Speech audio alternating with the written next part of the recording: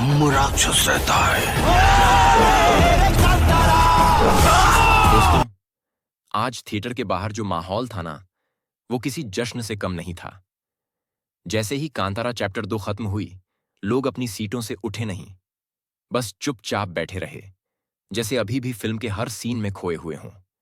किसी के चेहरे पर हैरानी थी, किसी के चेहरे पर खुशी, तो किसी की आंखों में चमक थी। एक चीज साफ थी, ये फिल्म दिल में उतर गई है। थिएटर से निकलते हुए एक लड़का बोला, भाई साहब, जो क्लाइमैक्स था ना, रोंगटे खड़े हो गए मेरे।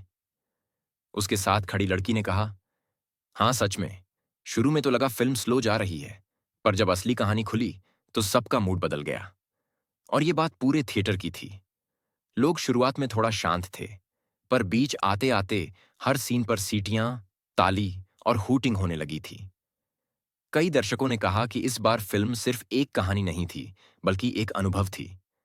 मिट्टी की खुशबू, जंगल की आवाज, लोक संगीत और वो रहस्यमय वातावरण, सबने मिलकर ऐसा माहौल बनाया कि लोग सच में गांव और देवता की उस धरती में खो गए।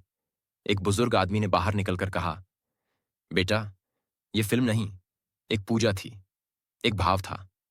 अब बात करें पब्लिक रिएक्शन की, तो थिएटर के बाहर माइक लिए रिपोर्टर खड़ा था और लोग एक से बढ़कर एक प्रतिक्रिया दे रहे थे। कोई बोला, भाई, मुझे लगा मैं स्क्रीन के अंदर चला गया हूं, इतना रियल लगा सब कुछ। दूसरा बोला, आर, शिबा ने इस बार हद कर दी यार, एक्टिंग और डायरेक्शन दोनों टॉप लेवल का है। वहीं एक तीसरा शख्स हंसते हुए बोला, अगर ये फिल्म नहीं देखी तो समझो आधा साल बेकार चला गया। लेकिन जैसा हर फिल्म में होता है, कुछ लोग थोड़ी आलोचना भी करते दिखे। कुछ दर्शकों ने कहा कि फिल्म की एडिटिंग थोड़ी लंबी है, कुछ सीन खिंच गए थे और बीच में थोड़ी धीमी लगी थी।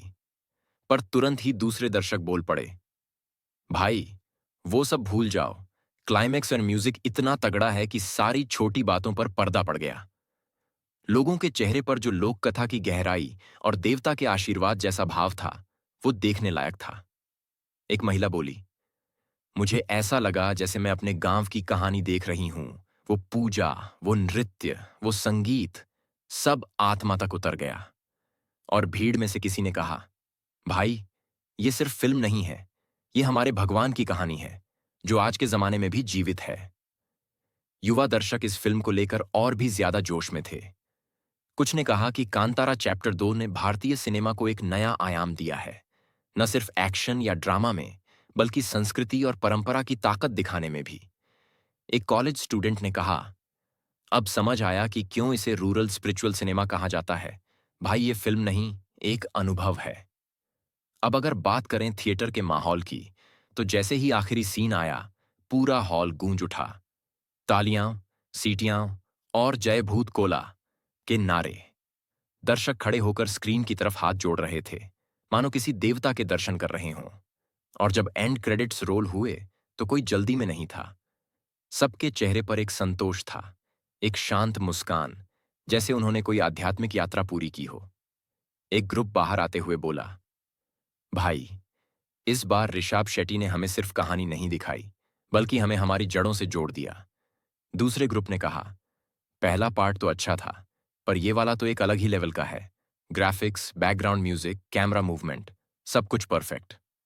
कुल मिलाकर कांतारा चैप्टर 2 को लेकर जनता का रिएक्शन जबरदस्त रहा है। कहीं तालियां, कहीं आंसू, कहीं सन्नाटा, हर तरह का भाव देखने को मिला। लोग कह रहे हैं कि ये फिल्म सिनेमा घर में ही देखनी चाहिए, क्योंकि इसका हर फ्रेम, हर आवाज थिएटर में गूंजती है। ओटीटी पर देखने से इसका असर आधा रह जाएगा। अंत में एक लड़का बोला, मैंने बहुत फिल्में देखी हैं, पर यह पहली बार हुआ कि थिएटर से बाहर आते वक्त मैं कुछ देर के लिए बोल ही नहीं पाया। बस चुप था, क्योंकि फिल्म ने कुछ ऐसा छू लिया जो शब्दों में कहना मुश्किल है। और यही है असली रिएक्शन, जब फिल्म खत्म होने के बाद भी वो दिल में चलती रहे। अगर एक लाइन में कहा जाए तो कांतारा चैप्टर 2 ने लोगों को सिर्फ एंटरटेन नहीं किया, बल्कि आत्मा तक हिला दिया। फिल्म में संस्कृति, आस्था, संघर्ष और देवत्व का ऐसा संगम है जिसे देखकर हर कोई कह उठा, भाई, ये तो सिनेमा नहीं, भक्ति है।